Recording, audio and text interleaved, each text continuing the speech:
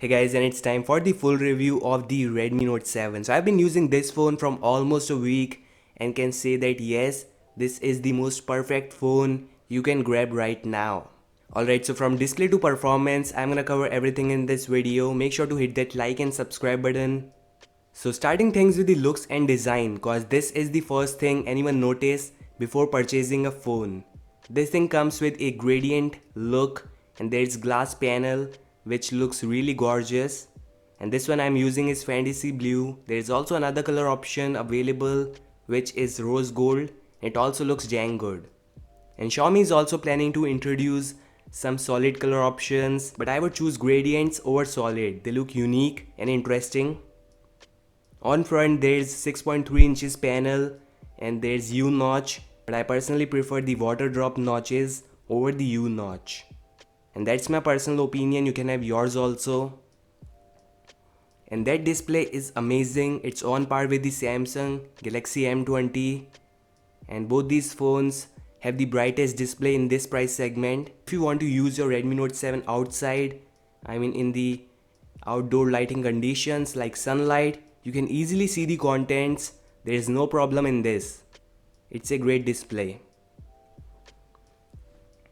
Now let's talk about the scratches and the protection. So I was using this Redmi Note 7 without any tempered glass and there was no silicone case, and surprisingly the back panel is neat and clean right now. There are no scratches despite of using it roughly. It is having no scratches on the back and there are no dents whatsoever. However, on the front I have tons of scratches. There are major to minor scratches on the front, so you should purchase a tempered glass along with this Redmi Note 7. Also do note that if you compare this thing with the M20 which is from Samsung, the top bezel is huge on the Redmi Note 7 and the chin is also huge in the Redmi Note 7 as compared to the Samsung Galaxy M20. So this thing you should note. Alright, so let's talk about the performance, cause this is the second most important factor anyone considers before purchasing a phone. And this thing comes with a Snapdragon 660 SoC. It performs like any other 660 phone. There are no lags or any glitches. The only con of this phone is the MIUI 10 operating system, cause the RAM management is not that great in that particular operating system, I would say. And also MIUI was definitely showing some advertisement in this phone, so I hate this thing. The overall performance was nice, no glitches or any lags. And let's talk about the gaming performance, cause I know most of you guys will play PUBG in this phone. So I started playing PUBG and the gaming experience was amazing, guys. There were no lags or any bugs. It was amazing, flawless, smooth, I would say. PUBG was running at the medium graphics and yeah, it was smooth. Then I switched to the maximum graphics, the highest graphics available as of now. And again, surprisingly, that was literally smooth. It was like I am playing PUBG on any other high-end phone, and that's impressive. So overall the performance is amazing. It's like any other Snapdragon 660 phone. There are three variants available in terms of RAM, and that's 3/4/6. So you can grab any one, depends on your usage.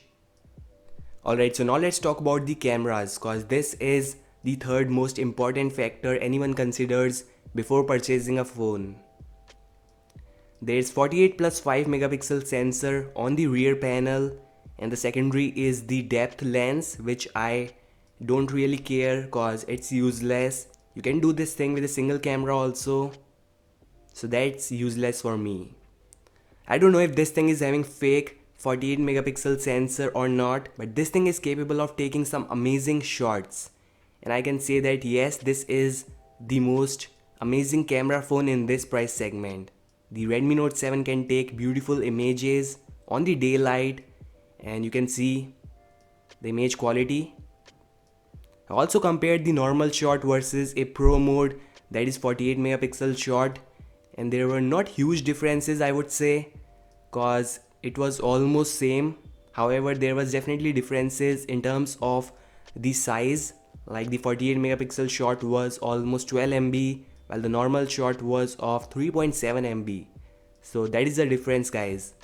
Also the gallery was showing some differences, like you can zoom in the 48 megapixel shot and it will still retain all the qualities.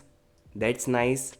In terms of the low lighting conditions, the images were grainy and were having some noises. That was not impressive at all. Then I switched to the Google camera application cause the camera 2 API is already enabled, and just see the effect guys. There's a huge difference between the normal shot versus the Google camera shot.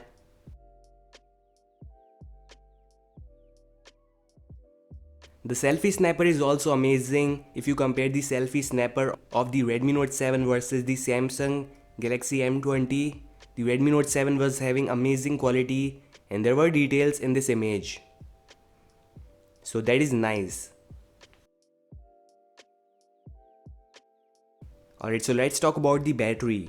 And this thing comes with a 4000 mAh battery, which is nice for a 2019 phone.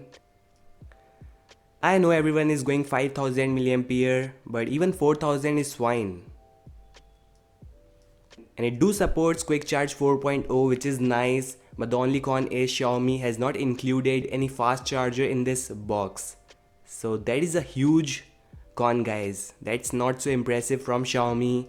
I mean, if you are providing the fast charging on the Redmi Note 7, you should at least provide the fast charger along with it, just like Samsung did, just like Motorola do. And that's not nice at all. You are saving a lot of money with this. So it takes almost 2 hours and 17 minutes for a full charge, and it can go up to almost 7 to 8 hours of screen on time. And that's impressive for a 4000 mAh phone.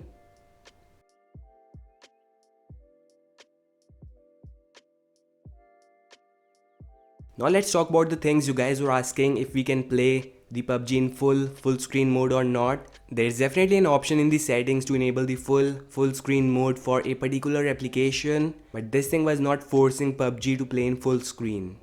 This thing can definitely be fixed in next software update or OTA if Xiaomi wants, but as of now it cannot play PUBG in full screen.